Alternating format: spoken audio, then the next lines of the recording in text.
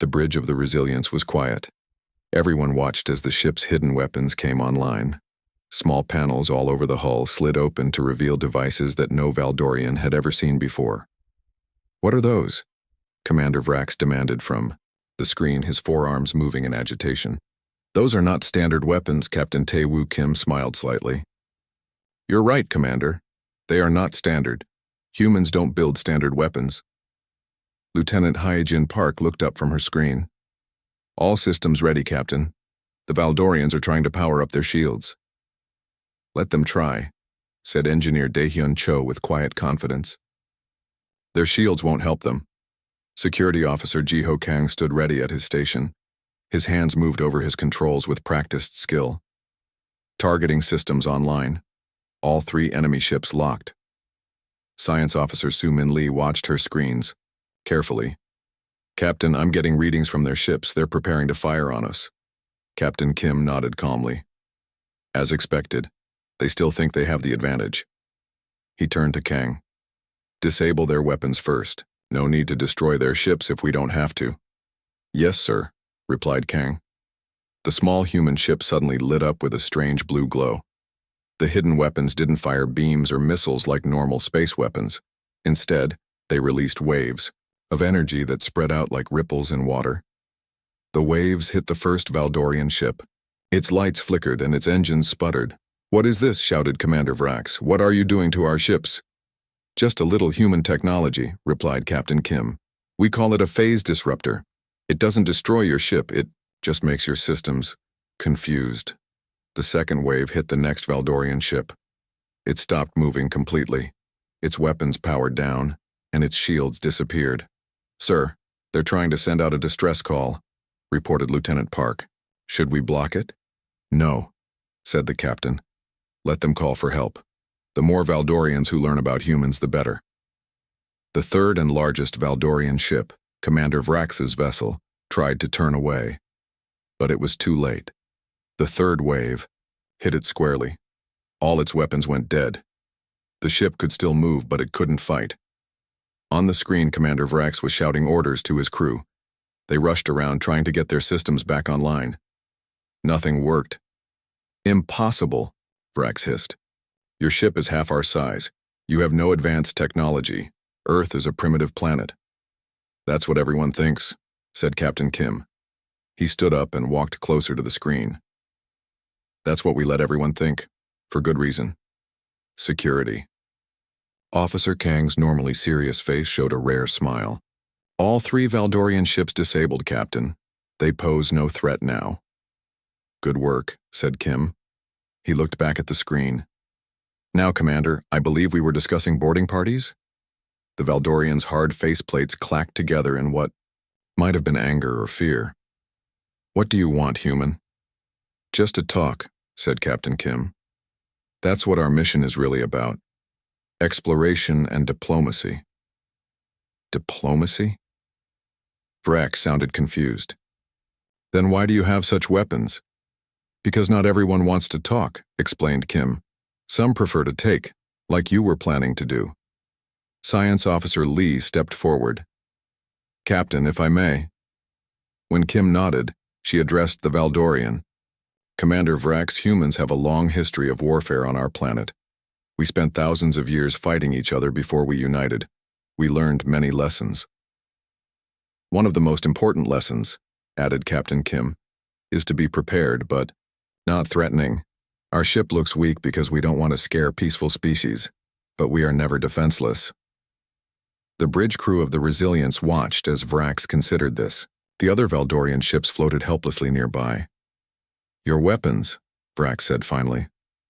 "They didn't destroy us. You could have, but you didn't." "Why?" "Because we didn't need to," replied Kim simply. "Killing should always be a last option, not the first." Engineer Cho spoke up from his station. "Captain, I've analyzed their ships. I can help them get basic systems back online. Life support, gravity, and communications, but not weapons." "Do it," ordered Kim.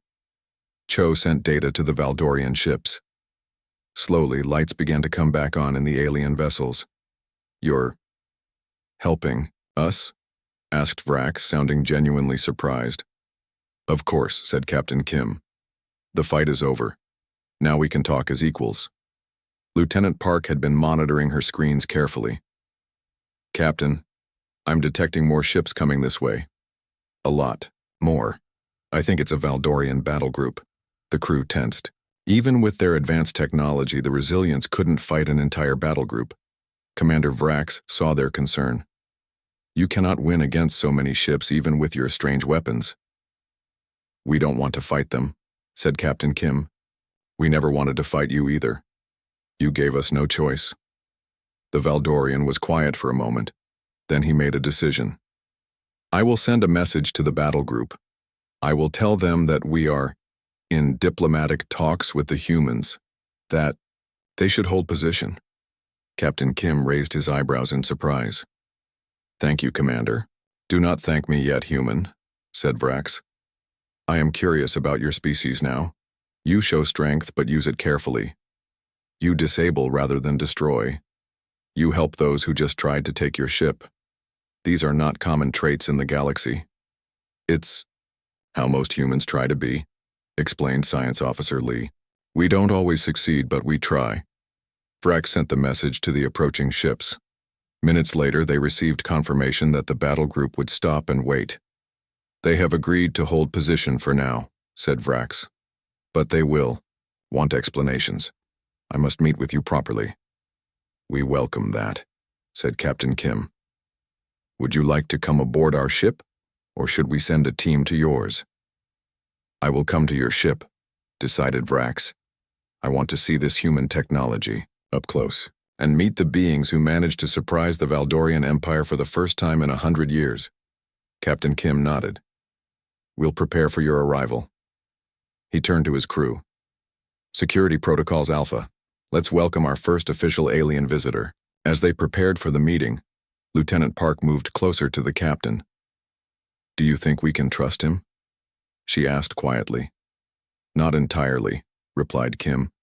But this is why we're out here. To turn potential enemies into possible friends. The Resilients moved alongside the Valdorian command ship, a small shuttle prepared to bring Commander Vrax across. The human ship that everyone thought was weak had just changed its place in the galaxy. And this was only the beginning. To be continued. In Part 3, the meeting room on the Resilience was not very big. A long table with chairs took up most of the space. Captain Taewoo Kim and his senior officers waited as the ship's airlock hissed open. Commander Vrax had to duck to enter the room. Valdorians were much taller than humans. Behind him came two other Valdorians, each carrying what looked like small computers. Welcome aboard the Resilience, said Captain Kim, standing to greet them. Vrax's forearms moved in what might have been a formal greeting. This is the first time Valdorians have been on a human ship, he said. His voice was deep and scratchy. Please sit down, offered Kim. Though I'm not sure if our chairs will be comfortable for you, the Valdorians carefully tested the human chairs. They seemed strong enough to hold their weight. Commander Vrax sat at one end of the table, facing Captain Kim at the other. Your ship is surprising, said Vrax, looking around. From the outside, it looks simple. Inside, it is the same. Yet it defeated 3 of our warships without damage. Engineer Dae-hyun Cho nodded. That was the plan. We built the Resilience to look basic but perform beyond expectations. One of the Valdorians with Vrax spoke up. Our scans show your power. Systems are unlike anything we have seen before. How is this possible? Human science took a different path, explained Science Officer Soo-min Lee. While most species focus on making bigger engines and stronger hulls, we worked on making our technology smaller and more efficient. Captain Kim placed his hands on the table.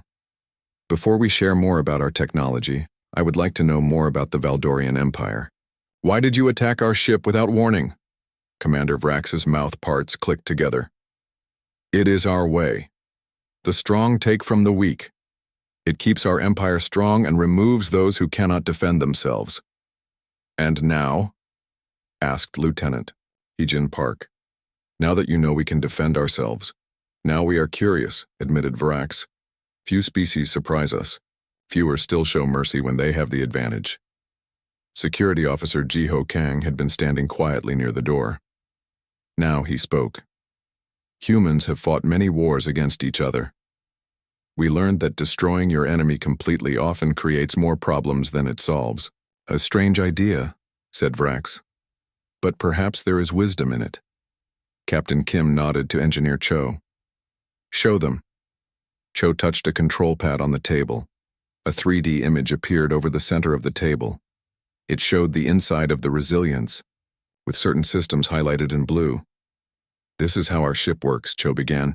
Our power comes from what we call a fusion microreactor. It's 1/10 the size of your power cores but produces twice the energy. The Valdorians leaned forward, studying the image with great interest. And these? Asked one of them, pointing to the blue highlights. Our phase disruptors, said Cho. They don't damage ship materials. They only affect electronic systems. They confuse your computers and power connections. That is why our systems failed, realized Vrax. But not permanently. Exactly, confirmed Captain Kim. We don't need to destroy a ship to stop it from attacking us. The Valdorians looked at each other, clearly impressed. One of them was taking notes on a small device. Why are you showing us this? Asked Vrax. This is valuable information. Because we want you to understand us, replied Kim.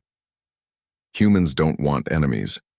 We want partners, allies. Science Officer Lee brought up new images on the display. Our scans of your ship show that we could work well together. Your hull materials are superior to ours. Your sensor systems can detect things ours cannot. You propose trade? Asked Vrax, sounding surprised. Why not? Said Captain Kim. Both our species would benefit. The meeting continued for another hour. The humans explained more about Earth and human history. The Valdorians described their empire and the other alien races they had encountered. As they talked, Lieutenant Park noticed something on her small computer screen. She touched Captain Kim's arm. Sir, she said quietly. The Valdorian battle group is moving again. They're coming this way fast. Captain Kim looked at Commander Vrax. Your battle group is approaching. Did you tell them to attack? Vrax stood up quickly. No, I told them to wait. He touched a device on his arm. They are not responding to my signals. Someone else is giving them orders, said Security Officer Kang, moving to alert status. The Supreme Commander, said Vrax. He must have decided I have been compromised. This is not good. Captain Kim remained calm. How many ships in the battle group? 15, replied Vrax, including 2 heavy destroyers. The humans looked at each other. Even with their advanced technology, they couldn't fight that many ships. We need to leave, said Lieutenant Park. We can enter faster than light travel in 3 minutes. No, said Vrax suddenly. If you run, they will hunt you, and they will know your ship is special. He paused. I have a different idea. Everyone looked at the Valdorian commander with surprise. You showed me your technology, said Vrax. Let me show you something about Valdorians. We respect strength, but we respect honor more. He turned to his officers. Return to our ship. Prepare for my signal. The Valdorian officers left quickly. Commander Vrax stayed behind. What are you planning? Asked Captain Kim. A way to save both our ships, said Vrax. But you must trust me. The humans were not sure what to do. This alien had tried to capture their ship just hours ago. Now he wanted them to trust him. Why should we? Asked Security Officer Kang. Because, said Vrax, you could have destroyed us, but you chose not to. Now I choose to help you. Captain Kim thought for a moment. Then he nodded. What do you need us to do? Power down all your special weapons, said Vrax. Make your ship look weak again. Let me talk to the Supreme Commander when he arrives. That's very risky, said Engineer Cho. If they attack, we won't have time to power everything back up. They won't attack immediately, assured Vrax. Not if I am on your ship, and not if they think I am in control of the situation. Captain Kim looked at each of his officers. They all seemed unsure but ready to try. Very well, said Kim finally. We'll do it your way. As the Valdorian battle group came closer, the Resilience powered down its special systems. All the hidden weapons folded back into the hull. From the outside, it once again looked like a simple, weak human ship. Commander Vrax stood on the bridge with Captain Kim and his crew. They watched as 15 Valdorian warships surrounded them. These ships were much bigger than the first 3. Their weapons were all aimed at the Resilience.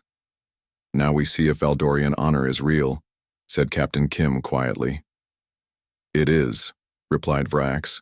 "And after today, the galaxy will know that human courage is real too." The largest ship in the battle group opened communications. A much older Valdorian appeared on the screen.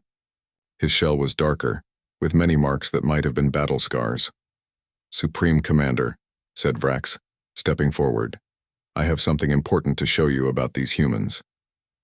To be continued in Part 4. The bridge of the Resilience was silent. Everyone watched the screen showing the Valdorian Supreme Commander. He was older than Vrax, with a darker shell and many battle scars. His 4 arms were crossed, showing his anger. "Commander Vrax," the Supreme Commander said in a voice like grinding stones, "why are you on this human ship? Why have you not captured it as ordered?" Vrax stood tall, showing no fear. "Supreme Commander Karks, I have discovered something important about humans. Something all Valdorians should know." "Supreme Commander." Karks's eyes narrowed. "Explain quickly. The battle group is ready to destroy this ship if needed." Captain Tae-Woo Kim stood next to Vrax, looking calm despite the 15 Valdorian warships surrounding his small vessel. His crew waited at their stations, ready to act if things went wrong. "This human ship defeated 3 of our warships without taking any damage," Vrax stated. Karks laughed, a harsh clicking sound. "Impossible. Your ships must have had system failures. This primitive vessel could not defeat Valdorian warships." "I thought the same," said Vrax, "until they showed me how wrong I was." He turned to Captain Kim and nodded. Kim returned the nod and spoke quietly to Engineer Dae-Hyun Cho. "Show them one system only," ordered Kim. "The smallest one." Cho pressed some controls. A small panel opened on the hull of the Resilience. Inside was a blue device that glowed softly. "This is one of their weapons," explained Vrax. "They have many more. They chose not to destroy our ships when they could have easily done so." Supreme Commander Karks leaned closer to his screen. "One small weapon? That means nothing." "It is not the size that matters," said Vrax. "It is what it can do. These humans have technology that follows different rules than ours." Lieutenant Hyejin Park spoke quietly to Captain Kim. "Sir, 2 of their ships are moving to attack positions." Kim nodded but stayed calm. "Keep our systems ready, but do not power up anything else yet." On the screen, Supreme Commander Karks was losing patience. "Enough of this.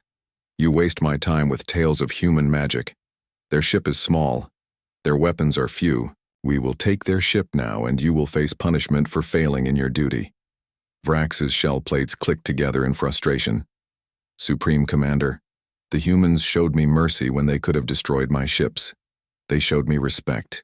They shared knowledge freely. These are not the actions of an enemy." "Mercy is weakness," growled Karks. "The Valdorian Empire has no use for it." Captain Kim stepped forward. "If I may speak, Supreme Commander?" Karks looked surprised that a human would address him directly. "Speak then, human. Your words will not change your fate." "In human history," began Kim, "we had many leaders who thought like you, who believed that mercy was weakness, that bigger ships and more weapons were the only path to power." He paused. "Those leaders are gone now. Their empires fell." "Are you threatening the Valdorian Empire?" asked Karks, his voice dangerous. "No," said Kim calmly. "I am offering you a chance to learn from our mistakes. Humans fought countless wars against each other. We nearly destroyed our own planet. Then we learned a better way." Science Officer Sumin Lee moved to stand beside her captain. "Supreme Commander, we have scanned your ships. Your empire has impressive technology. But there are gaps in your knowledge, just as there are in ours. Together," added Captain Kim, We could both become stronger. Or we can fight, and both lose something valuable. Supreme Commander Karks was silent for a moment. Then he spoke to Vrax. You believe these humans are worthy of respect? That they could be useful to the Empire? I do, said Vrax firmly. And I believe attacking them would be a mistake, one that could cost us more than we know. Security Officer Jiho Kang watched his screens carefully. Captain, he whispered, their weapons are powering up on all ships. Captain Kim nodded slightly but continued to look at the screen. This was the moment that would decide everything. Supreme, Commander Kark seemed to be thinking. His eyes moved from Vrax to the humans and back again. Very well, he said finally. I will test these humans myself. He turned to someone off-screen and gave an order. Prepare my shuttle. I will board. The human vessel? The transmission ended. The screen went dark. Is that good or bad? Asked Lieutenant Park. Hard to say, replied Vrax. The Supreme Commander rarely leaves his ship. This is unusual. Captain Kim turned to his crew. Prepare to receive another visitor. Security protocols remain active but hidden. We want to appear peaceful. As they waited for the Supreme Commander's shuttle, Engineer Cho approached Captain Kim. Sir, he said quietly, if things go wrong, I can have our systems back online in 30 seconds, but that may be too long if they decide to attack. Let's make sure they don't decide to attack, said Kim. Commander Vrax, what should we expect from your Supreme Commander? Vrax's mouth parts moved in what might have been a sigh. He is old and set in his ways. He believes in Valdorian superiority above all else. But he is not stupid. If he sees value in humans, he will not waste that value.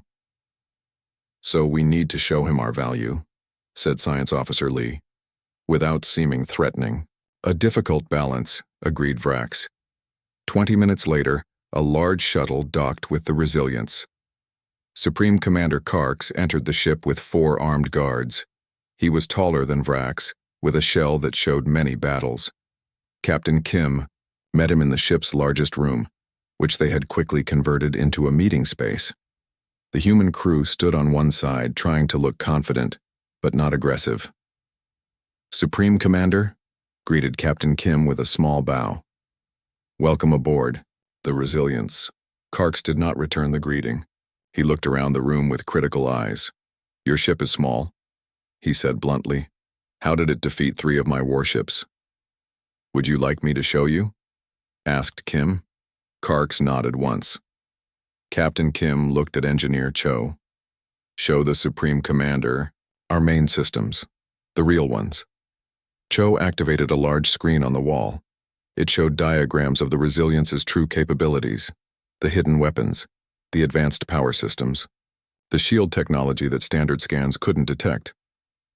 As Kark studied the images, his posture changed slightly. He seemed less dismissive, more interested. These systems, he said, pointing at one part of the diagram. They should not work together. The power requirements would be too high. That's what everyone thinks, said Engineer Cho with a small smile, but humans found a way to make them work together. Supreme Commander Karks turned to Captain Kim. If what you show me is true, your ship could indeed defeat 3 of our warships. He paused. Perhaps even more. Yes, said Kim simply. But that's not what we want. What do you want, human? Asked Karks. The same thing we wanted when we entered this sector, replied Kim. To meet new species, to learn, to trade knowledge and goods, to find allies, not enemies. The Supreme Commander looked at Vrax, then back at the humans. Show me more, he ordered. To be continued in Part 5. 3 days had passed since the meeting with Supreme Commander Karks. The Resilience now floated in space alongside the Valdorian command ship. The rest of the battle group had moved back to form a protective circle around both vessels. On the bridge of the Resilience, Captain Taewoo Kim looked at the star map displayed on the main screen. He had dark circles under his eyes from many hours of talks with the Valdorians. The treaty is almost complete, he said to his officers. Supreme Commander Karks has agreed to our main points. Lieutenant Hyejin Park looked up from her station. I still can't believe how quickly things changed. 3 days ago, they wanted to destroy us. That's how Valdorians work, explained Science Officer Su-Min Lee.